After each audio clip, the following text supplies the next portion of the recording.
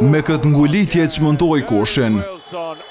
Pikërisht në momentet kryesore të ndeshjes, Jericho Helms doli në pa për skuadrën e tij.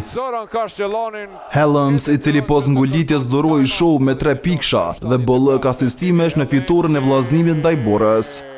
Amerikani kontribui me double-double prej 23 pikve dhe 10 asistimeve, duke marrë epitetin MVP për xhirën e 18.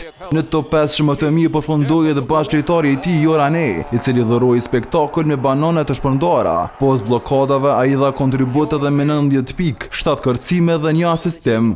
Ndërkohë në fiturën e bashkimit përballë Sigal Prishtinës u dallua Shannon Shorter. Ai dhuroi 24 pikë, 5 kërcime dhe 3 asistime, duke zënë vend në formacioni më të mirë për këtë javë.